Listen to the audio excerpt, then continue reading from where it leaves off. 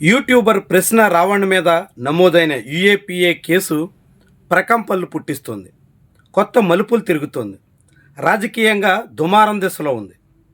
వాస్తవానికి అది పేరుకి యూఏపీఏ కేసు పెట్టినప్పటికీ కూడా ఇప్పటివరకు పోలీసుల నుంచి వస్తున్న లీకులు చూస్తుంటే చాలా విడ్డూరంగా కనిపిస్తుంది.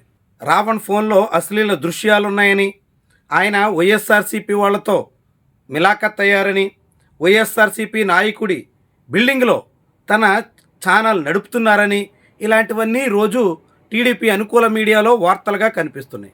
వార్తలను బట్టి చూస్తే అతను ఎక్కడ తీవ్రవాదులతో చేతులు కలిపినట్టు, మావోయిస్టులతో పూర్తిగా మింగిలైపోయినట్టు, ఇతర అనేక రకాల దేశద్రోహ చర్యలకు పాల్పడినట్టు ఎక్కడ ఏ కోసానా మనకు కనిపించదు.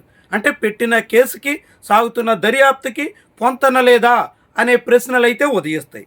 అందుకే ఆ యూఏపీఏ కేసుని అనేక మంది తప్పుపడుతున్నారు, చాలా తీవ్రంగా నిరసిస్తున్నారు. ఆ క్రమంలోనే సిపిఐ నేతృత్వంలో యూఏపీఏకి వ్యతిరేకంగా రౌండ్ టేబుల్ కాన్ఫరెన్స్ జరిగింది. ఈ రౌండ్ టేబుల్ కాన్ఫరెన్స్లో ఏబి వెంకటేశ్వరరావు పాల్గొన్నారు. అదే సమయంలో ఆయన వైఎస్ఆర్సీపీ నేత అంబటి రాంబాబుతో కలిసి వేదిక పంచుకున్నారు. ఇది తెలుగుదేశం పార్టీ శ్రేణులకి ఏ మాత్రం మింగుడు పడని వ్యవహారంగా మారింది.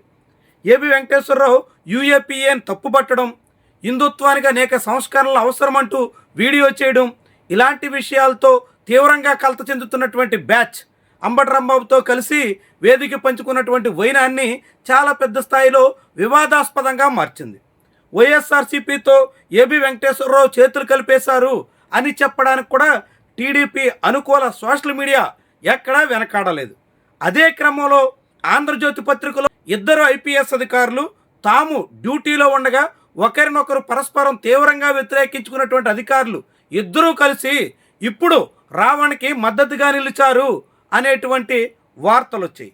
ఆ కథనాల ప్రకారంగా ఏబి వెంకటేశ్వరరావే రావణ్కి ఇన్నాళ్లుగా సహకరిస్తున్నారు అన్నట్టుగా సూత్రీకరించి, అందుకే యూఏపీఏ చట్టాన్ని, రావణ్ కేసుల్ని వ్యతిరేకిస్తున్నారు అన్నట్టుగా చెప్పడం ద్వారా ఏబి వెంకటేశ్వరరావుని ఇరకాటంలో నెట్టే ప్రయత్నం చేశారు. దాంతో ఏబి వెంకటేశ్వరరావు చివరికి వివరణ ఇచ్చుకోవాల్సి వచ్చింది.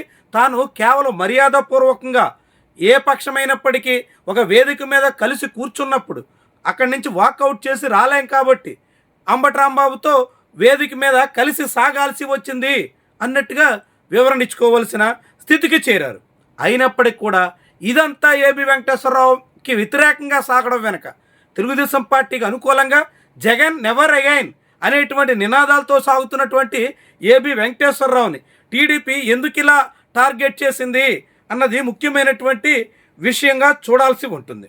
చాలా కాలంగా ఏబి వెంకటేశ్వరరావు చంద్రబాబు సర్కార్కి చెవిలో జోరేగలా మారారు. అనేక విషయాల్లో ప్రభుత్వ తీరుని తీవ్రంగా తప్పుపడుతున్నారు.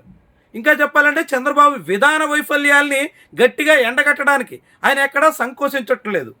ఏపీ ప్రభుత్వంలో అటు మేఘా కృష్ణారెడ్డి, ఇటు షిరిడి సాయి విశ్వేశ్వరరెడ్డి హవా నడుస్తుంది అనే దగ్గర మొదలెట్టి తాజాగా యూఏపీఏ కేసు వరకు అనేక అంశాల్లో చంద్రబాబు సర్కారు తీరుని తీవ్రంగా తప్పుపట్టారు.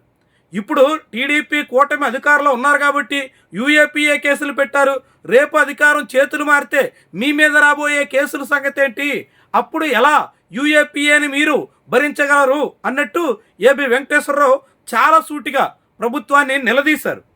ఇలా అనేక అంశాల్లో అవినీతి దగ్గర నుంచి పోలవరం ప్రాజెక్టులో జరుగుతున్నటువంటి నిర్లక్ష్యం వరకు, ఎక్కడో మంగంపేట బైరటీస్ గనుల దగ్గర నుంచి నిషేధిత భూముల వరకు చాలా విషయాల్లో ఏబి వెంకటేశ్వరరావు సర్కార్ని ఇరకాటంలో నెట్టే ప్రయత్నంలో ఉన్నారు. ప్రభుత్వ వైఫల్యాల్ని ఎండగట్టడానికి ఎక్కడా వెనక తగ్గట్లేదు. దీంతో ప్రభుత్వం ఏబి వెంకటేశ్వరరావు ధోరణితో చాలా తీవ్రంగా కలత చెందుతున్నట్టు భావించాల్సి ఉంటుంది.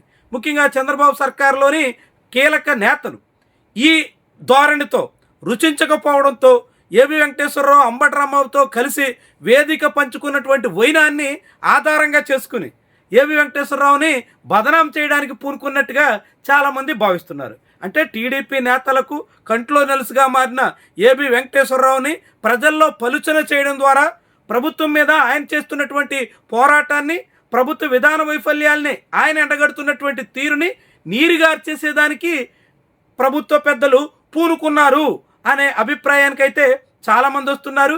ఈ ప్రయత్నంలో ఏబి వెంకటేశ్వరరావు చివరికి వివరణ ఇచ్చుకోవాల్సిన పరిస్థితికి వచ్చినటువంటి తీరే విడ్డూరంగా భావించాల్సి ఉంటుంది. ఇన్నాళ్ళుగా చంద్రబాబు ప్రభుత్వానికి వ్యతిరేకంగా చాలా ధీటుగా స్వరం వినిపిస్తూ వచ్చిన ఏబి వెంకటేశ్వరరావు హఠాత్తుగా తన మీద టీడీపీ క్యాంప్ నుంచి సాగినటువంటి ప్రచారంతో సర్దుబాటు చేసుకోవాల్సిన స్థితికి, అలాంటిది ఏమీ లేదు అని చెప్పుకోవాల్సిన పరిస్థితికి, వైఎస్ఆర్సీపీతో తాను ఎక్కడా చేతులు కలపలేదు అని నిరూపించుకోవలసినటువంటి స్థాయికి, రావణ వెనక తన ప్రమేయం లేదు అని చాటుకోవలసినటువంటి దుస్థితికి దిగజారినటువంటి విషయమే చాలా విడ్డూరంగా కనిపిస్తోంది.